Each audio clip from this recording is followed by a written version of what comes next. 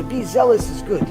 But if you're zealous for the wrong reason, or you're zealous in the wrong way, not only is it not a mitzvah, it's an averah that could technically turn into chilul Hashem. Now, everyone thinks that their rabbi is great. If he wasn't great, he wouldn't be a rabbi.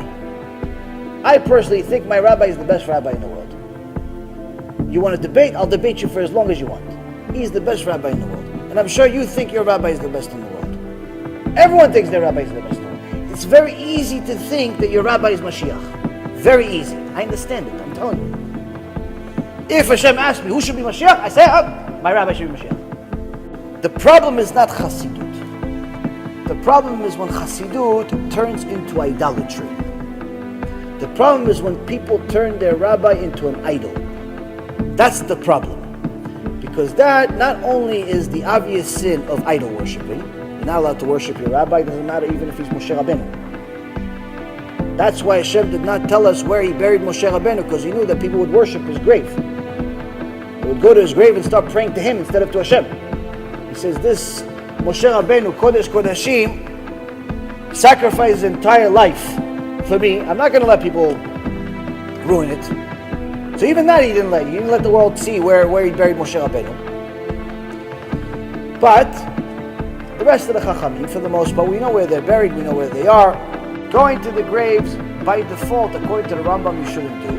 There is another dad, there's another opinion that there is something good that can come out of it. If you know how to do it the right way, meaning you're praying to Hashem at the grave, not praying to the tzaddik. Not praying to the tzaddik, you're not praying to the person that died. You're praying to Hashem. The problem is that people sometimes fall in love with their rabbi so much that they turn him into an idol. I saw this today. This was an announcement. It needs to be said because people need to understand that there's a problem. Apparently, they announced in Chabad at 770 in New York, they put a public announcement on Sunday, April 29th, the 15th of Iyar,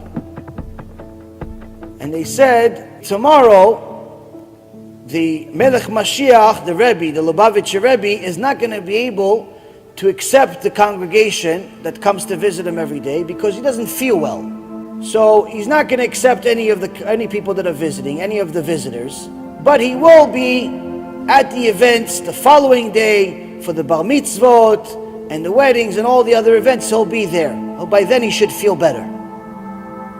The Rebbe died almost 30 years ago, 20-something years ago. He's not alive.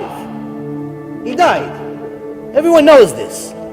But apparently, they fell in love with the Rebbe to such an extent that they forget about it. Forget about the fact that they said that he's a Mashiach was already a problem to begin with. But to say he's still alive and he's not going to accept people because he doesn't feel well, this is a new level of crazy, Rabotai. This is something wrong in the water. I understand people love him. I understand he was a tzaddik. But why are you perverting his Torah? Why are you perverting Hashem Yitbarach's Torah? This is Chilul Hashem. This is the definition of Chilul Hashem. The Goyim are looking at us and they're saying, how is this different than J.C. Penney?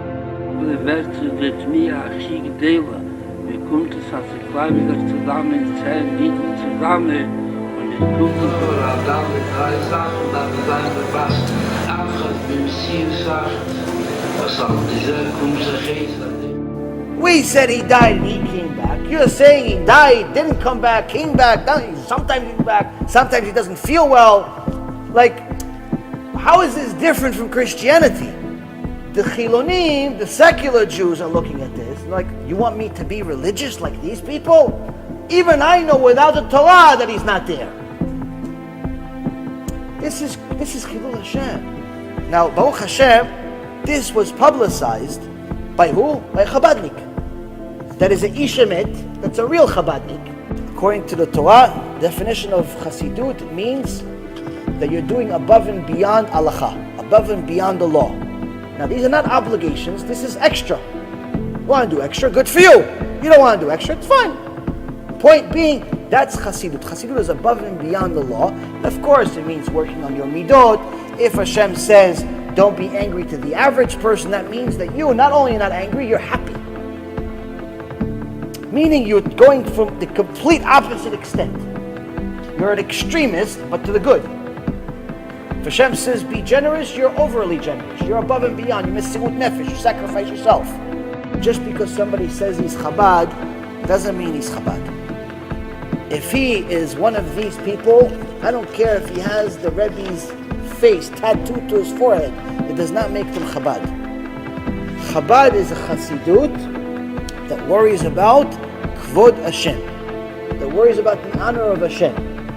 The honor of Hashem means the honor of the Torah, following the Torah, not following some person, even if the person is a tzaddik. You don't desecrate Hashem's name to honor a person.